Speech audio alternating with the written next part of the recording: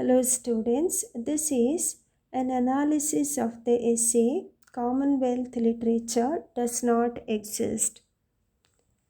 Rushdie discusses the growing body of literature from ex colonies in the English language in his book Imaginary Homelands. He claims that Indo British writers changed the game of English literature. They called attention to the new life of English in the hands of those who hitherto did not speak or know the language. In his essay, Commonwealth Literature Does Not Exist, Rushdie expresses dissatisfaction with the global reception of this body of work and with it being categorized as Commonwealth literature. This grouping of writers into Commonwealth literature marks its members as minors. These writers, in the most cases, belong to erstwhile British colonies. At the same time, it collapses the diversity of their experiences, colonial or otherwise. When we lump these writers in the English language, the category of Commonwealth literature ghettoizes these writers and restricts their growth and creativity. It is a categorization that attempts to reduce a vast body of differences to certain commonalities and key features.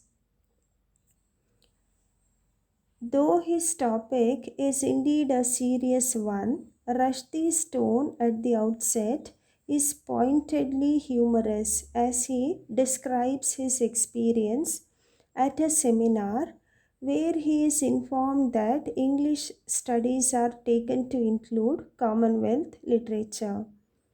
It is clear that this approach is seen as the exception rather than rule, and Rushdie cannot help but question why such a clear distinction is drawn between English literature and Commonwealth literature.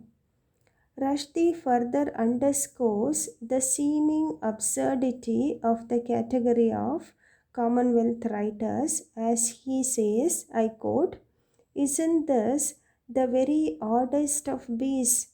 I thought a school of literature whose supposed members deny vehemently that they belong to it. Worse, these denials are simply disregarded." Unquote. Rushdie then proceeds to outline his case for why the label of Commonwealth literature not only fails to make sense but also is a damaging and seemingly racist categorization. When Rushdie attends a Commonwealth Literature Conference, he becomes pointedly aware that, I quote, "Our differences were so much more significant than our similarities." Unquote. As Rushdie tries to puzzle out what precisely it means to be a Commonwealth writer, he questions the difference of race and language in determining which writers are awarded the status of English writers and which are grouped into the category of Commonwealth literature. I quote from the essay, "The effect of creating such a ghetto is to change the meaning of the broader term English literature." Unquote. Rushdie contends that the classification of Commonwealth literature writers creates a ghetto, and he not only highlights the fact that the bounds of this ghetto are based on false assumptions, but also outlines the reason why this false categorization is so damaging. Quoting from the essay, the effect of creating a ghetto does lead to a ghetto mentality among some of its occupants. The category of Commonwealth literature denies also India's experience with the English language outside of a colonial experience. Rushdie's dissatisfaction with the term Commonwealth literature arises in part from the fact that it does not adequately reflect the reality of English in the world. The relationship of India to English is complex and not always explained by a hatred for India's erstwhile rulers. Rushdie sees English as a means by which writers of the ex colonies can redress the balance of power that has traditionally favored the imperialists. As it is remade in the hands of those who it once excluded and subjugated, the English language offers opportunities to change the complexion of the relationship between England and its former colonies. A quote from the essay: those people who were once colonized by the language are now rapidly remaking it, domesticating it. Unquote.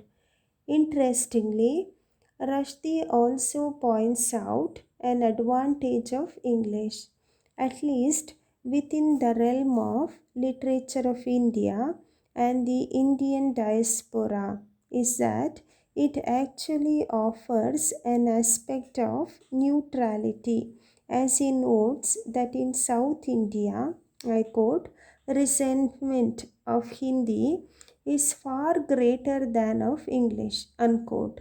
Rushdie claims that English can permit two Indians talk to each other in a tongue which neither party hates. Moreover, Rushdie considers literature by Indian authors that is written in English to be wholly within the realm of English literature, rather than being simply Commonwealth literature, contending that classifications ought not oversimplify what are rather complex realities. English literature has its Indian branch. I am quoting from the essay. By this I mean the literature of the English language. Unquote. Rushdie further delineates the negative impact of labels such as Commonwealth literature by underlying the fact that such a category reinforces the assumption that literature is a straightforward expression of some authentic nationality, pointing to the bogey of authenticity and highlighting the folly of trying to contain writers inside passports. In fact, a cult of authenticity has always plagued the Indian English novel. In his article, The Cult of Authenticity, Indian English writer Vikram Chandra echoes similar disappointments and challenges. He says, I quote, to write about India in English is at best a brave failure, and at worst a betrayal of Indian realities, because the English language is always assumed to be incapable of conveying the real and the authentic India. Unquote. Salman Rushdie in this essay forces us to abandon the fantasy of pure nationalism and to embrace the mixedness that exists in reality. Quoting from the essay, The very essence of Indian culture is that we possess a mixed tradition. Eclecticism, the ability to take from the world what seems fitting and to leave the rest. Unquote. Rushdie does not deny that there are connections, affinities, and commonalities among the works of certain writers. But his point is that these connections are not necessarily determined by language or nationality, and the creation of false categories on the basis of nationality serves to mask those commonalities that do in fact exist. Quote, the creation of this phantom category served to obscure what was really going on and worth talking about. If we were to forget about Commonwealth literature, we might see that there is a kind of commonality about much literature emerging from those parts of the world which one could loosely term the less powerful or the powerless. Unquote. Thus, Rushdie concludes with his central point that the categorization of writers should be based on imaginative affinities rather than being guided by linguistic or national boundaries. Rushdie purports that such grouping would far more accurately reflect the realities of our modern interconnected world. I quote from the essay, if all English literatures could be studied together, a shape would emerge which would truly reflect the new shape of the language in the world. And we could see that English literature has never been in better shape. Unquote. Rushdie closes the essay with a reference to William Butler Yeats' poem, The Second Coming.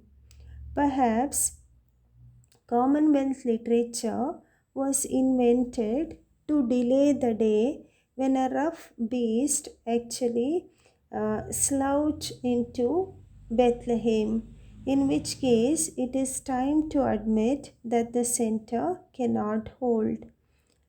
Many critics read Yeats' poem, which he penned in the aftermath of the First World War, as a lament for the end of an era, a requiem for the downfall of the Western, or at least European civilization. While each poem is bleakly apocalyptic, it is clear that Rushdie uses these lines here somewhat tongue in cheek, perhaps to address the view of those chauvinists enough to feel that English literature ought to only include works by white Anglo Saxon British born writers. For Rushdie, the end of an era in which English was the sole possession of English marks the beginning of a new era, an era in which the canon of English literature ought to be expansive enough to encompass the works by writers from across the cultural and global spectrum.